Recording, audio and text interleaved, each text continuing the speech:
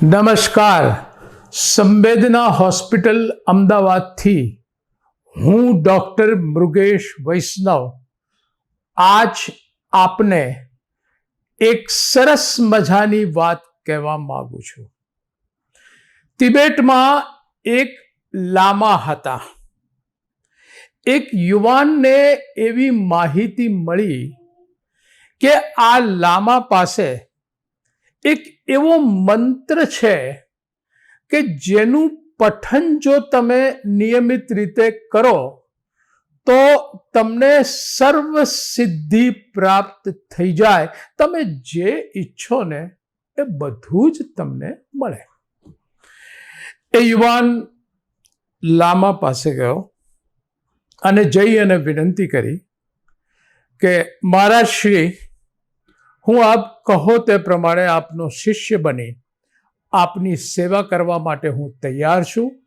આપ કહો એટલા વર્ષો હું આપને ત્યાં રહીશ, સેવા કરીશ. આપ કહો એ તપશ્ચર્યા કરીશ.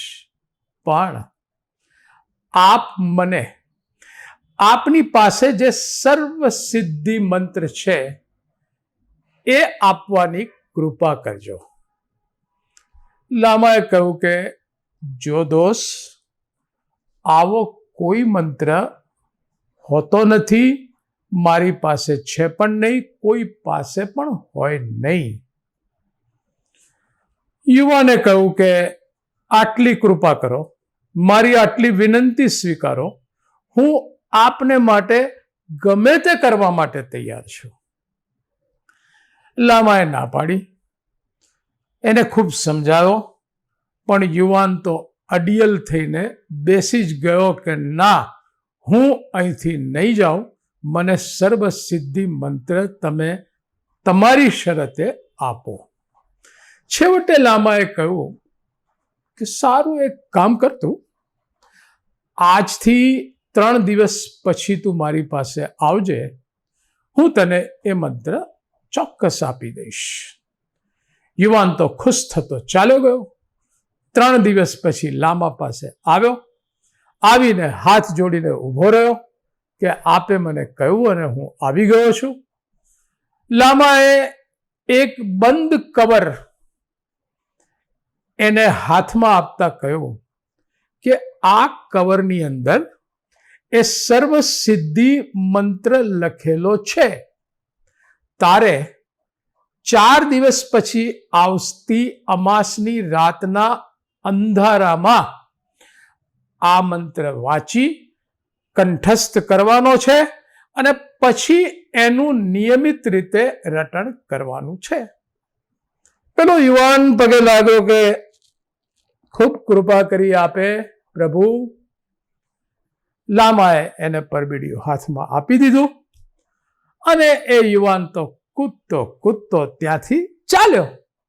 ત્યાં લામાએ એકદમ કહ્યું કે ભાઈ, આમાં પાછો આવ. પેલો કે મહારાજ, શું મને કહેવાનું છે? લામાએ કહ્યું કે તને એક મહત્વની વાત કહેવાની રહી ગઈ. પેલો યુવાન કે આપ આદેશ કરો મહારાજ. લામા એમ કહ્યું કે ના, એવું નથી. તું આ વાત તારા મનમાં બરાબર યાદ રાખી લે, ગાંઠ વાળી લે. કારણ જો આ વાતનું પાલન નહીં થાય તો તને સર્વ સિદ્ધિ મળશે નહીં. પેલા યુવાને કહ્યું કે આપ કહો તેમ હું કરીશ. લામાએ કહ્યું કે જો દોસ્ત, આજથી 4 દિવસ પછી અમાસ આવે છે, પણ જ્યારે તું આ મંત્રનું પઠન કરવા બેસે ત્યારે તારા મનમાં વાદરો, આમાંથી આ આખો શબ્દ, આમાંથી કોઈ અક્ષર, વાંદરાનો આકૃતિ, આકાર, પડછાયો કે સદેહ વાદરો તારા મગજમાં કે તારી આંખ સામે આવવો જોઈએ નહીં. નહીં તો તને સર્વ સિદ્ધિ થશે નહીં. પેલા યુવાને કહ્યું કે ક્ષમા કરો, પણ 22 વર્ષનો થયો ત્યાં સુધી વાંદરો આ શબ્દ મેં ક્યારે વિચાર્યો જ નથી, એટલે એમાં કંઈ વાંધો નથી. લામાએ કહ્યું, ના ના ના ના ના ના, તું હળવાશથી ના લઈશ દોસ્તુ, તું મનમાં ગાંઠ વાળ, તાળાબંધી કરી દે બે બાજુ, આમથી આમથી ક્યાંયથી વાંદરો ઘૂસવો ન જોઈએ, અને હું કહું એ રટણ કર, વાંદરો મનમાં આવવો જોઈએ નહીં, વાંદરો મનમાં આવવો જોઈએ નહીં. પેલો યુવાન કે ચોક્કસ. કૂદતો કૂદતો ગયો, વાંદરો મનમાં આવવો જોઈએ નહીં, વાંદરો મનમાં આવવો જોઈએ નહીં. અને એ આગળ ગયો ત્યાં રસ્તામાં એક ઝાડ ઉપર પાંદડાનો હલવાનો અવાજ આવ્યો. એને ઉપર જોયું કે વાંદરો તો બેઠો નથી ને. ઘેર ગયો, ઘેર જઈને નાહવા માટે બાથરૂમમાં એ ગયો. ત્યાં એને કંઈક વાંદરાનો બહાર અવાજ આવ્યો, એટલે બાથરૂમની બારીમાંથી ઊંચો થઈ થઈને જુએ કે ક્યાંક વાંદરો તો નથી ને. પછી એ બહાર નીકળ્યો. એને આજુબાજુ ચાર બાજુ વાંદરાઓ આમ ગુરકિયા કરતા હોય, દાંતિયા કાઢતા હોય ને એવા એને દેખાવા માંડ્યા.